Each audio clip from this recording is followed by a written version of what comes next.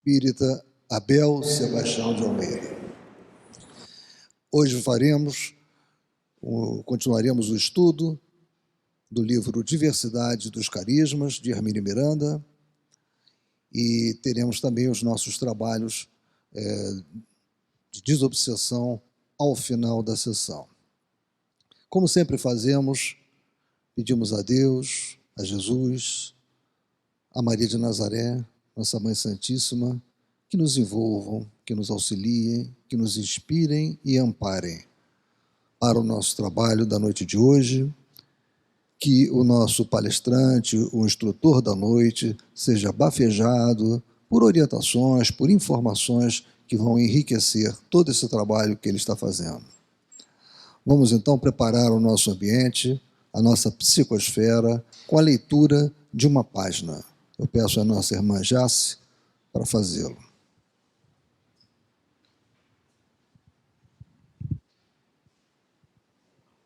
Boa noite a todos. Essa página nos dará uma harmonização para o estudo da noite de hoje. É do livro Caminho, Verdade e Vida, de Francisco Cândido Xavier, pelo Espírito Emmanuel. A espada simbólica.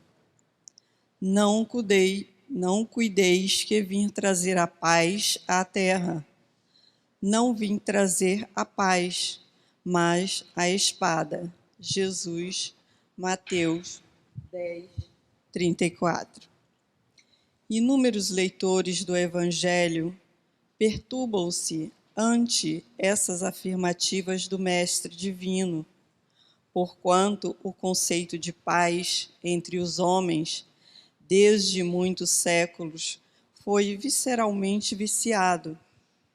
Na expressão comum, ter paz significa haver atingido garantias exteriores, dentro das quais possa o corpo vegetar sem cuidados, rodeando-se o homem de servidores, apodrecendo na ociosidade e ausentando-se dos movimentos da vida. Jesus não poderia endossar tranquilidade deste jaez. E em contraposição ao falso princípio estabelecido no mundo, trouxe consigo a luta regeneradora, a espada simbólica do conhecimento interior pela revelação divina, a fim de que o homem inicie a batalha do aperfeiçoamento em si mesmo. O Mestre veio instalar o combate da redenção sobre a terra.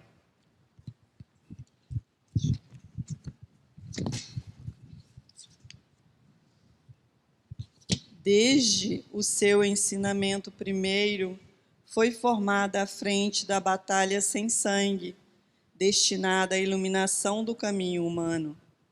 E ele mesmo foi o primeiro a inaugurar o testemunho pelos sacrifícios supremos. Há quase 20 séculos vive a Terra sob esses impulsos renovadores, e ai daquele que dormem estranhos ao processo santificante. Buscar a mentirosa paz da ociosidade é desviar-se da luz, fugindo à vida e precipitando a morte. No entanto, Jesus é também chamado o Príncipe da Paz.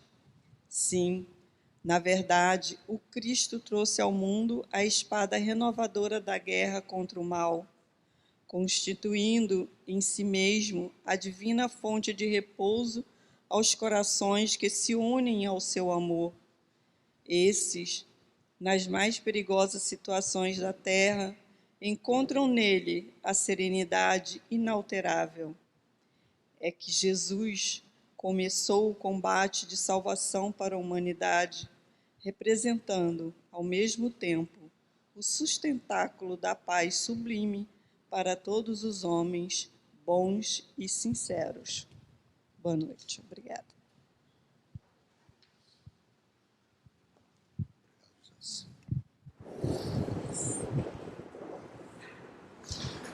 Bem, meus irmãos, após a leitura desta página, desta bela página, que preparou o nosso ambiente, vamos então prestar a máxima atenção ao nosso irmão Mauro Oliveira, que vai trabalhar o tema final da quarta-feira passada, interação entre animismo e espiritismo, e ingressará na temática a ele reservada para hoje, que é a telepatia.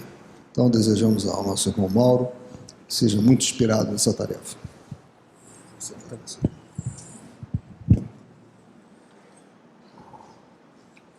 Boa noite, meus irmãos. Que a paz, nosso Mestre Jesus, nos envolva e que possamos ser inspirados pela espiritualidade maior nesse momento. Bem, nós vamos encerrar a introdução do capítulo 4, né? Interação, animismo, mediunidade. E nos é dito por Hermínio C. de Miranda: essa realidade experimental observamos em Regina. Essa realidade experimental ele está querendo colocar a respeito da situação mista entre os fenômenos anímicos e os fenômenos mediúnicos. Tá? E ele continua: para estudar melhor os fenômenos de que ela era instrumento, procuramos distribuí-los por uma classificação ordenadora para a qual não impomos nenhuma condição de imutável rigidez. Neste sentido, propomos examinar, em primeiro lugar, fenômenos anímicos, em seguida, os mediúnicos propriamente ditos, ou seja, espíritas, e por último, manifestações de caráter misto, nas quais podemos identificar ou inferir componentes de uma e de outra categoria simultaneamente. A telepatia é o tema inicial do primeiro grupo. Então, a telepatia vai ser o tema da noite, que me coube, e se houver condições, a gente vai iniciar o item 3, premonição e previsão. Telepatia. Esse termo foi inicialmente colocado por Frederick Myers. Ele foi um intelectual ensaísta e poeta britânico, notabilizando-se como um dos pioneiros na pesquisa de fenômenos paranormais no final do século XIX e cofundador da Sociedade de Pesquisa Psíquica. Nós vamos, nesse momento, nos limitarmos a esse tipo de informação, porque Hermínio C. de Miranda, nesse item, ele desenvolve e demonstra as características e as experiências de Regina em relação à telepatia, e no final do item ele dá uma conceituação. Então a gente vai manter essa linha de raciocínio dele. Não vamos falar sobre o conceito de telepatia agora, só no final, quando ele comentar.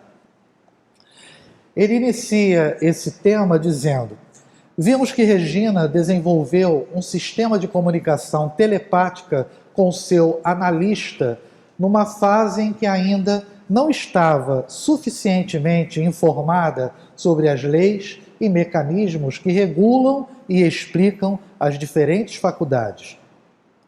Concentrava-se o analista em seu consultório e ordenava mentalmente que ela fizesse uma ligação telefônica para ele.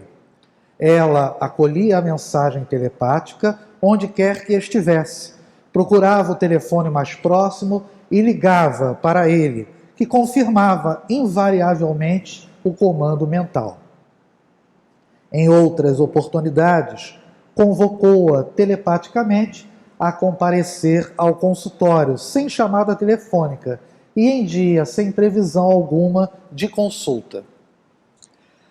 As experimentações funcionaram satisfatoriamente e caracterizaram o analista como um bom emissor e Regina como boa receptora, bem como o fato de que a recíproca não era verdadeira. Ou seja, Regina não conseguia enviar-lhe mensagens telepáticas, ou ele não as conseguia captar. Creio mais correta a segunda hipótese, mas não foram essas as únicas experiências telepáticas de Regina. Hermínio C. de Miranda, mais à frente, ele vai comentar por que algumas pessoas, que foi o caso do analista, não conseguirem ter essa capacidade de receber algum comando e realizar, porque ele fazia isso com ela, né? Ele emitia um comando, ela recebia e depois fazia a ligação para ele. Ela tinha essa condição e mais à frente ele vai comentar o porquê das dificuldades de algumas pessoas de terem essa condição. Naturalmente está relacionado à questão mediúnica e o aspecto físico, né? Porque a questão mediúnica tem essa constituição física que possibilita algumas manifestações e alguns fenômenos mediúnicos, né, por alguns médiuns, né? Continuando, usualmente ela sabe que ao chegar em casa à noite, encontrará o bilhete deixado por baixo da porta por alguém que lá esteve e não a encontrou. Ou estando em casa, que alguém que ela não identifica claramente vai telefonar-lhe ou visitá-la.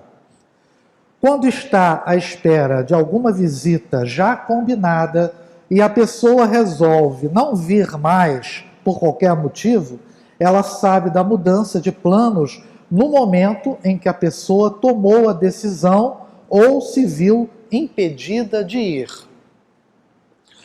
Por exemplo, se a visita está combinada para o domingo e a pessoa resolve no sábado que não mais poderá ir, Regina sabe da sua decisão ainda no sábado, sem que haja qualquer comunicação telefônica ou epistolar.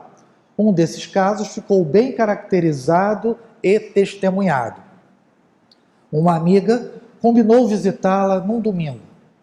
Na sexta-feira à noite, Regina soube que ela não iria mais.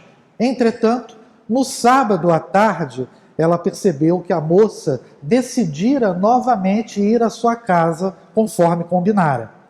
Quando ela chegou, Regina falou-lhe de suas impressões e ela as confirmou. Realmente, um imprevisto ocorrido na sexta-feira levara à decisão de adiar a visita, mas no sábado a questão fora solucionada, também de modo inesperado, e a visitante ficou livre para cumprir o combinado. Certa vez, ela saiu para fazer algumas compras e em seguida foi ao cabeleireiro. Estava no salão, sendo atendida, quando de repente viu determinada pessoa conhecida chegar à sua casa, em estado de extremo nervosismo e agitação, tocando a campainha com insistência. A angústia da pessoa era tão intensa que ela voltou para casa tão rapidamente quanto pôde. A pessoa não estava à espera dela, mas deixara um bilhete por baixo da porta dizendo que precisava lhe falar com toda a urgência. A gente lendo aqui o texto dá uma ideia, né, de algo extremamente tranquilo, natural para ela, e era natural para ela. Mas a gente olhando esse tipo de coisa, causa uma certa angústia, né? Você ter condições, e mais à frente vai ser visto, condições de perceber essas situações de maneira muito rotineira para ela, né? Não há uma situação não muito, aparentemente, né? Não muito agradável, mas compreensível pela condição dela. É comum em Regina outra forma de comunicação inarticulada com características telepáticas. Isto ocorre, por exemplo, quando uma pessoa, às vezes totalmente desconhecida, aproxima-se dela, senta-se e começa a conversar. E ali fica por algum tempo em uma sala de espera ou em um banco de praça. Ao cabo de alguns momentos, Regina começa a ver, ou melhor, a perceber de maneira inexplicável para ela aspectos como que ocultos do caso. Uma ligação direta espírito-espírito seria um fenômeno de telepatia no qual entra um componente de psicometria? São dramatizações de episódios de vidas anteriores ou preocupações do presente, expectativas, ansiedades, bem como o caráter e temperamento da pessoa. Às vezes, a situação se torna um tanto embaraçosa, porque ela percebe claramente que a pessoa diz coisa diferente do que está pensando. Imaginemos a nossa condição, né, de pobres mortais, em uma conversa aparentemente tranquila, conversando com uma pessoa dessa, e você não tem como esconder aquilo que você está pensando, porque ela capta esse tipo de coisa. Então, mentir para uma pessoa dessa numa conversação, né, não tem como. E provavelmente, creio que seja o caso dela, ela se mantinha dentro de uma postura, né, mas não é algo muito tranquilo nesse sentido.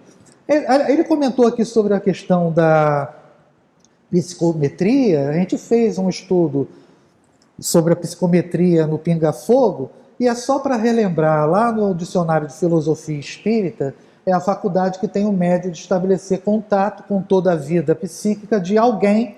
No caso dela, ocorreu isso, coisa, né, um objeto ou ambiente, podendo conhecer o passado, o presente e o futuro. Então, bastava ela ter esse contato num determinado local com essa pessoa, ou por isso que ele comentou, né, esse contato pessoal, poderia ter algo relacionado à psicometria. No caso que nós estudamos no Pinga Fogo, a gente frisou um pouco mais em relação aos objetos, né?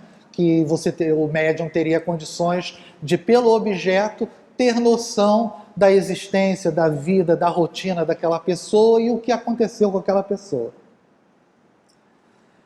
E aí, continuando, esclarece ela que quando se trata de uma vidência pregressa, ou seja, de vidas anteriores da pessoa, o fenômeno é realmente visual. Ela vê as cenas enquanto o conhecimento dos fatos da vida atual não se traduz em sensação visual ou auditiva. Então a gente vai percebendo aqui que vão começar a existir, e ele coloca sempre dúvida, né? Já que a telepatia ele considera como um fenômeno anímico, e vão surgir alguns fenômenos que colocam a dúvida em relação à questão do fenômeno ser mediúnico também. Aqui no caso, a questão visual.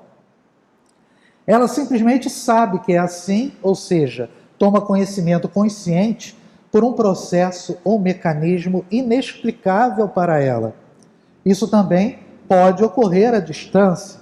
Se uma pessoa amiga vive um momento de crise mais intensa ou de preocupações opressivas, ela se liga na pessoa como se a estivesse vendo, não porém objetivamente, com seus sentidos da visão ordinária. Então aqui já está entrando na clarividência, né? Ela vê não com os olhos, né, mas vê com a alma, né? Como Kardec fala, com os olhos da alma. Vários desses episódios têm sido confirmados porque ela se comunica com a pessoa visada para pedir notícias e, ao descrever aquilo de que tomou conhecimento, logo obtém a confirmação. Se a pessoa tem com ela vínculos mais fortes de afeição, ela não apenas vê, mas sente como que fisicamente suas aflições e angústias. Então é natural que, existindo uma afinidade com a pessoa, essa condição dela ela é ampliada. Ela não somente sabe, mas tem as sensações no sentido de sentir as aflições da própria pessoa com a qual ela tem um laço maior, né? Certa vez falou ao telefone pela primeira vez com uma pessoa que não conhecia. Era para dar um recado apenas. Contudo, à medida que a outra falava, ela começou a vê-la e senti-la. Dessa vez, a sensibilidade não apenas captou as imagens, como conseguiu mobilizar o sentido da visão orgânica, e Regina viu de fato a moça como se ela estivesse na sua presença. Era morena, miudinha, tímida, assustada, e estava muito nervosa e revoltada com alguma coisa, embora não o manifestasse a Regina. Em seguida, ao telefonema, ela narrou o episódio a uma prima da moça, que confirmou o tipo físico e as complicações emocionais em que ela vivia no momento e que Regina ignorava. Dias depois, a moça do telefone foi apresentada à Regina, era a própria. Nesse caso aqui, ela teve uma visualização e não necessariamente sabia do problema dela, né? Podemos, portanto, observar que alguns fenômenos no campo habitual do animismo são mistos. Então, ele frisa sempre isso daqui. E é um ponto central do tema, pelo menos nesse início do estudo. Nesse, por exemplo, é possível que, além do componente telepático, tenha ocorrido uma vidência ou clarividência, que, por sua vez, pode ter sido a resultante de um rápido desdobramento de Regina, que viu nitidamente sua interlocutora. Então, aqui, comentou da vidência e da clarividência, né? Kardec coloca, né, que a vidência é um fenômeno mediúnico, né, onde o médium tem condições de ver espíritos, né, ver quadros fluídicos. E o que acontece? Sendo um fenômeno mediúnico, existe a participação, influência ou até mesmo uma interação com o espírito. Então, no caso da clarividência, é uma emancipação da alma, né? A clarividência sonambúlica, o êxtase, a dupla vista quando a pessoa está acordada. No caso da clarividência, é uma emancipação, a pessoa tem uma amplitude, por isso, né, uma vidência mais clara, tem uma amplitude, visualiza acontecimentos presentes, passados ou futuros, pode ocorrer isso. E no caso da vidência, esse processo ele é extremamente parecido como é o da psicografia também, né? Porque o médium ele codifica na psicografia a mensagem que o espírito procura transmitir, de um modo geral, né? Os mais comuns, vamos dizer assim.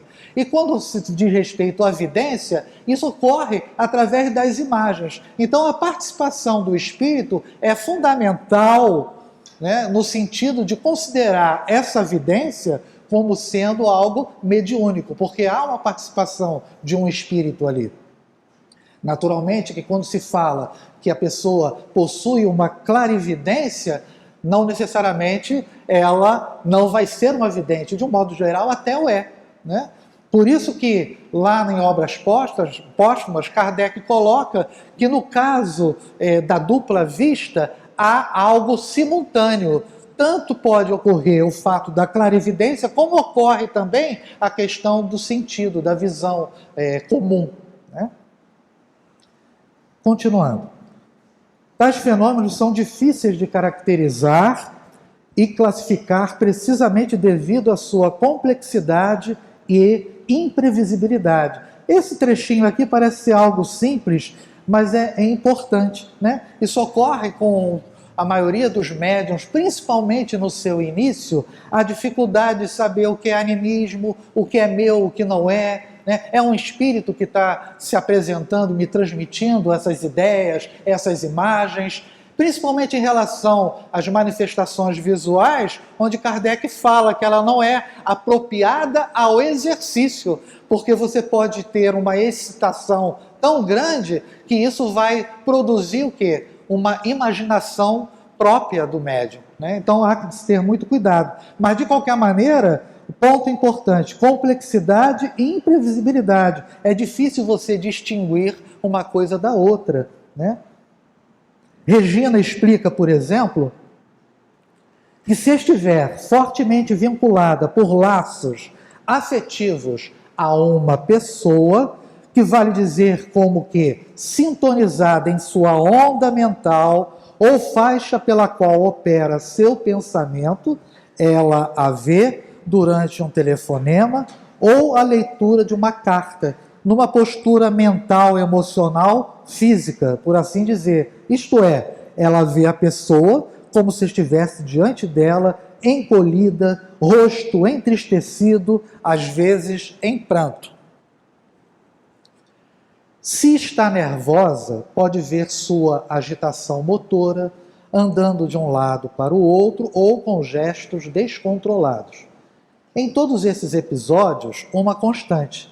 Regina observa a aura das pessoas em crise, sempre escuras, como que envoltas em uma névoa acidentada. Sobre auras, temos algo a dizer em outro ponto deste livro. Não vamos comentar. Continuando. Tentando explicar alguns desses fenômenos, Regina acha que, no caso de fatos relacionados com o momento presente da pessoa com a qual está em contato, como suas preocupações, é compreensível que sua mente tenha condições de penetrar naquela faixa mental específica e ler o que ali se encontra. É como se ela fosse no ponto certo, determinasse o problema e a condição daquela pessoa e absorvesse a situação. À medida que vai lendo, a própria pessoa, tomada de surpresa, vai, sem querer, projetando informações adicionais que ela igualmente capta. É possível que esta seja uma hipótese razoável, mas o que é penetrar a faixa mental de uma pessoa? Como se lê o material ali acumulado?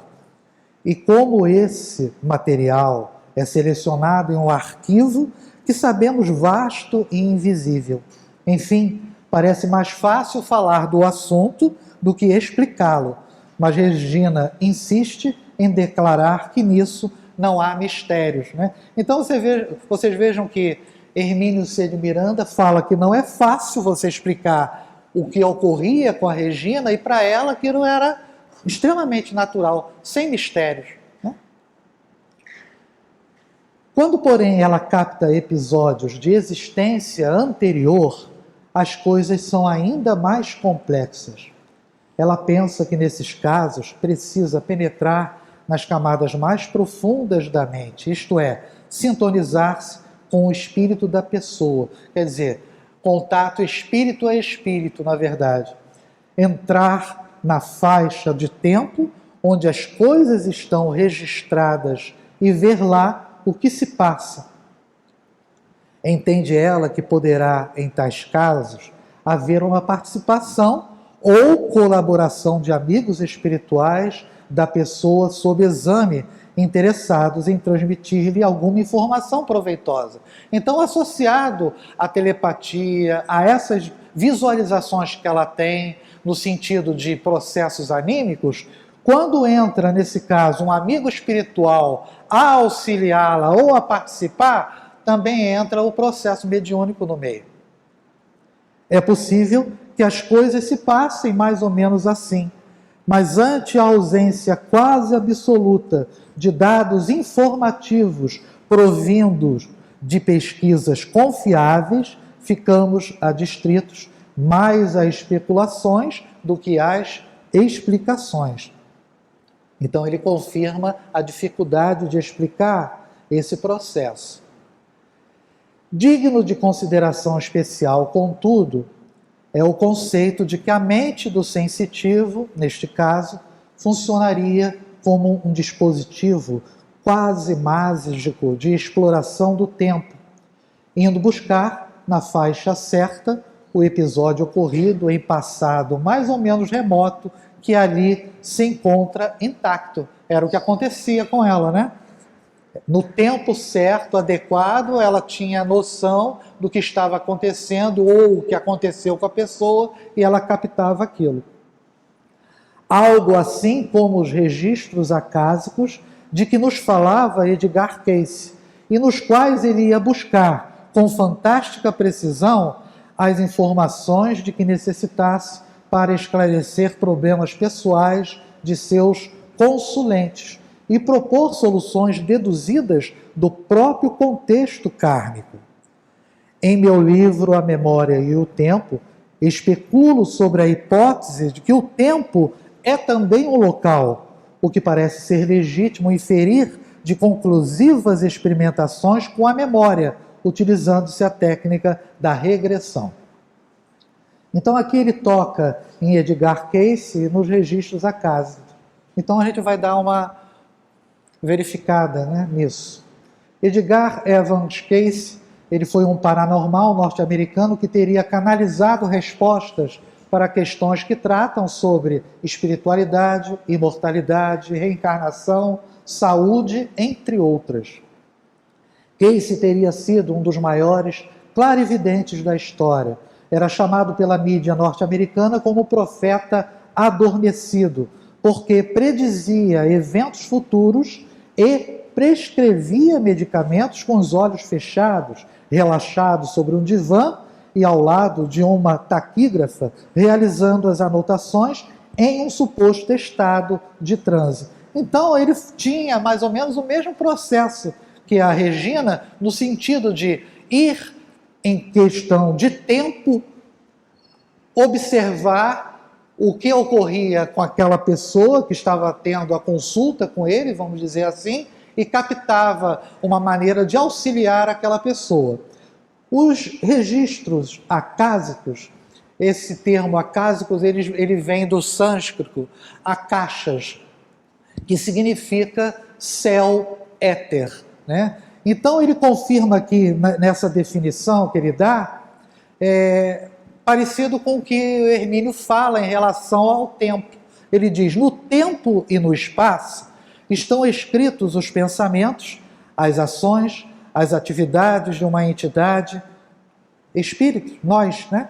Como nas relações com seus arredores, sua influência hereditária, conforme orientado, ou julgamento elaborado por ou de acordo com o ideal da entidade, quer dizer, aquilo que nós acreditamos como indivíduos, né? Portanto, como tem sido frequentemente chamado, o registro é o livro de recordação de Deus, de cada entidade, de cada alma. É conhecido como o registro da vida, o livro da vida, né? O livro da alma. E aqui a gente colocou a figura de uma biblioteca para a gente verificar mais ou menos o seguinte: imaginemos Deus como o grande administrador dessa biblioteca. A biblioteca é o grande universo. Cada livro desse representa a nossa história como espíritos.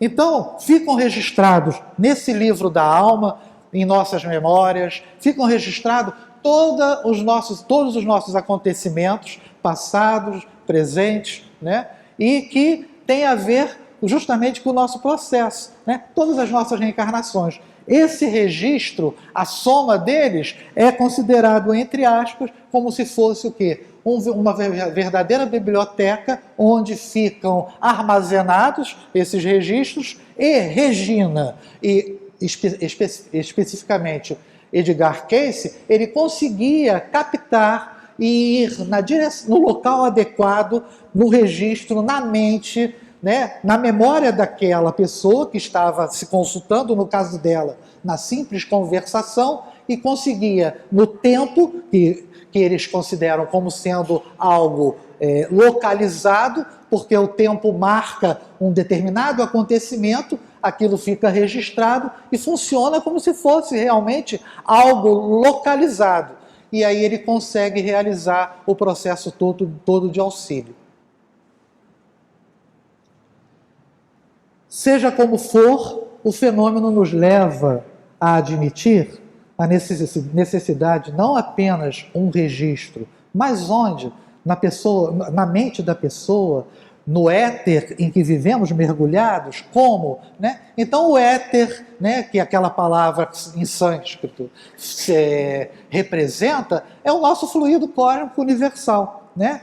E de um dispositivo psíquico acionado, obviamente, por uma espécie qualquer de energia que nos leva não apenas a sintonizar no ponto certo, como a reproduzir imagens, sons, cores e movimentos que ali estão documentados de alguma forma misteriosa e ainda incompreensível para nós, no estágio atual de nossos conhecimentos. Para que esse esquema seja aceitável, a ideia dos registros acásicos a que se referia a Cayce e sobre os quais escreveu Madame Blavatsky é uma hipótese a considerar. Veremos isso ao comentar a propósito da psicometria algumas interessantes observações de Colin Wilson em seu livro Os Detetives Psíquicos. Então, apenas para aumentar a nossa curiosidade, o nosso conhecimento, vamos falar sobre essa personalidade aqui, controversa, que é a Helena Petrovna Blavatskaya. Ela foi uma prolífica escritora russa, responsável pela sistematização da moderna teosofia e cofundadora da Sociedade Teosófica. Sua importância foi reafirmar o divino, mas oferecendo caminhos de diálogo com a ciência, combatendo o dogmatismo e a superstição de todos os credos e incentivando a pesquisa científica, o pensamento independente e a crítica da fé cega através da razão. Ela foi importante num determinado momento quando o materialismo estava muito forte. E ela surge nesse momento trazendo essas informações não muito fáceis de serem explicadas, né? A teosofia, no livro A Chave para a Teosofia dela, né? São algumas perguntas que um pesquisador faz para ela e ela vai respondendo. Ela diz que a teosofia é a ciência ou sabedoria divina. Essa palavra teosofia significa o quê? Deus, sabedoria de Deus. Mas ela considera que dizer que teosofia, literalmente falando, é a sabedoria de Deus, é um erro. Ela diz que é a sabedoria dos deuses, o que nos leva a crer que existia uma grande influência, e isso ocorria, dela em relação às filosofias orientais, a crença em alguns deuses, né? E tudo isso era uma realidade para eles.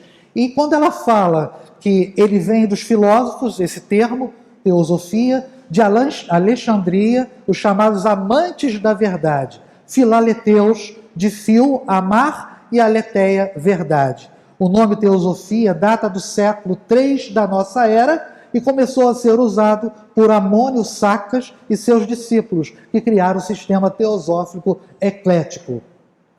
Então, quando ela vem e dá uma nova roupagem a essa teosofia, ela cria essa moderna teosofia e nos dá uma ideia muito resumida e talvez até meio irresponsável da minha parte, é que ela considerava que esses ensinamentos, esses conhecimentos esotéricos, esses conhecimentos místicos trazidos pela teosofia antiga, né, e com a modernidade que ela trouxe no seu linguajar e na maneira de se posicionar a respeito do assunto, é como se houvesse uma verdade divina, uma sabedoria divina presente em todas as religiões, um ponto comum entre todas as religiões, filosofias e ciência. Por isso que não descarta esse aspecto científico também. Parece, então é algo parecido com a questão da doutrina espírita. Se você olhar alguma leitura em relação a ela, algumas coisas até parecem, mas ela ia de encontro ao fenômeno mediúnico, achando que não existia essa ideia de que o espírito dos mortos, né, conseguiam se comunicar conosco. Então existia uma situação extremamente controversa nisso. Continuando. Na verdade, o espaço cósmico é um imenso campo onde circulam correntes de força e energias desconhecidas, invisíveis, mas não menos atuantes e reais. O exemplo usualmente invocado é o das ondas de rádio ou televisão, que aí estão por toda parte, à nossa volta com sons, cores, movimentos e as emoções que representam, mas que somente captamos munidos de aparelhagem especial capaz de sintonizar-se com a onda certa e desejada. Podemos, por analogia, inferir que há uma ligação e, consequentemente, uma comunicação subliminar entre seres e entre estes e as coisas, através do que os instrutores da codificação designaram pela expressão fluido universal, que serviria de veículo a todo esse sistema de comunicação cósmica. Então, vamos ver rapidamente como é que isso se processa, né? Quando nós pensamos, nós emitimos ondas, né, mentais. Essas ondas, elas circulam ou se propagam a uma determinada frequência, justamente aonde? Através do fluido cósmico universal. Então, em função disso, né, esse chamado éter, como foi colocado anteriormente, o fluido cósmico universal, os nossos pensamentos, eles não ficam ao léu, né? Então, quando a gente fala que é importante o equilíbrio dos pensamentos, aquilo que a gente está realizando e pensando, parece algo assim ingênuo, né? Simples, mas que tem influência não só, principalmente em nós, inicialmente, em quem está ao nosso redor, mas de um modo geral, tem influência generalizada no universo como todo, né? Então isso está confirmado lá no Livro dos Espíritos, na questão 282, né, quando se pergunta, né, para os espíritos, como se comunicam entre si os espíritos? E eles respondem, né, o fluido universal estabelece entre eles constante comunicação. É o veículo da transmissão de seus pensamentos, como para vós o ar o é do som.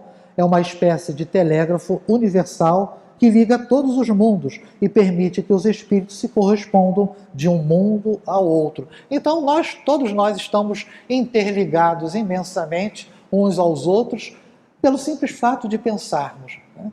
Nós imaginamos que à distância não há influência. Pensamos, pode sofrer influência em outros locais também, né? Há uma irradiação. A gente não irradia para o bem quando você faz a prece? Então, ao contrário, também pode e ocorre, né?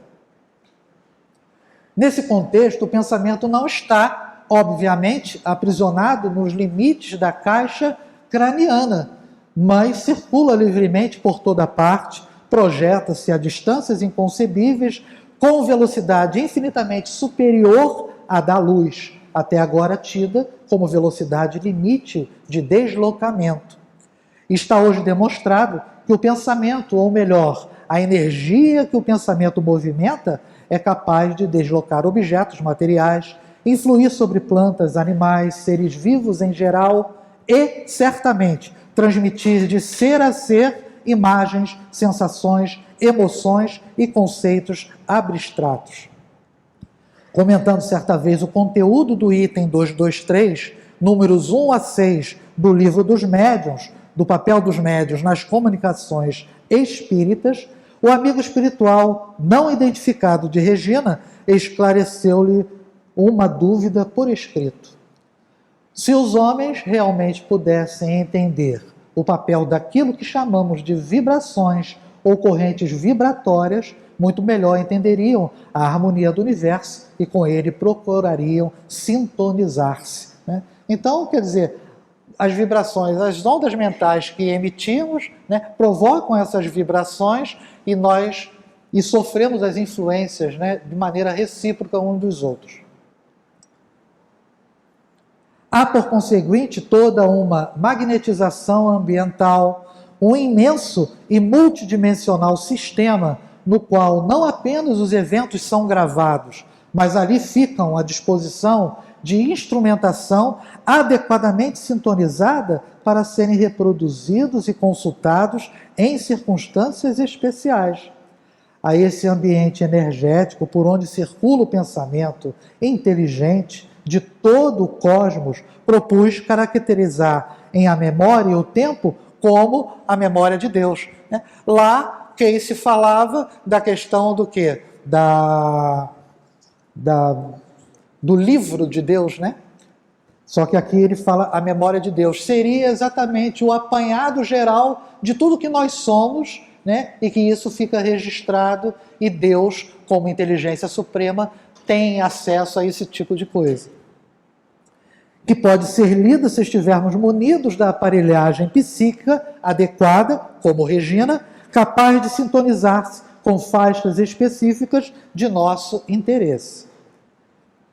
A imagem ainda há pouco suscitada das ondas de rádio e TV pode mudar-nos novamente aqui, porque algumas pessoas conseguem sintonizar-se com relativa facilidade nesta ou naquela faixa vibratória e outras nunca o conseguem, a não ser raramente. O analista não conseguia, né?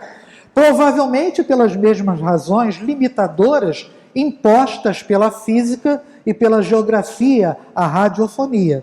Para captar determinada estação, o programa que está sendo transmitido a palavra inglesa aqui é bem mais precisa e sugestiva, broadcast, ou seja, atirado, distribuído ou espalhado por toda parte amplamente. O aparelho receptor deve estar ligado naquela faixa específica de onda, curta, média, longa ou FM. No momento certo e ainda na posição geográfica adequada, bem como na escala onde vibra aquele número exato de ciclos em que opera a estação desejada. Então a Regina entrava na mesma frequência do analista e conseguia receber o que ele determinava para ela, para telefonar e tudo mais. E ele não conseguia, era o inverso. Vocês lembram, antigamente, um botãozinho nas televisões antigas, que era chamada sintonia fina, né? E você ia mexendo para melhorar a imagem do canal. E às vezes, quando você ultrapassava esse limite, ele já pulava para o canal seguinte. Ou às vezes até não conseguia achar o canal que você desejava, mas entrava as ondas de rádio ali naquele momento, uma frequência diferenciada. Então é mais ou menos isso que ele está querendo dizer em relação às frequências. Você tem que estar atrelado a uma frequência igual a outra para captar aquilo que a pessoa está emitindo mentalmente. Além disso, o aparelho precisa estar alimentado pela corrente elétrica adequada ao seu funcionamento. Em algumas faixas de ondas, a interferência pode dificultar ou até impedir a recepção, seja por causa da estática excessiva ou porque a própria onda está sendo deliberada ou involuntariamente bloqueada. Assim, pessoas com seus dispositivos de recepção defeituosos, desajustados ou insuficientes não conseguem selecionar e receber a faixa certa, que, no entanto, ali está à sua disposição.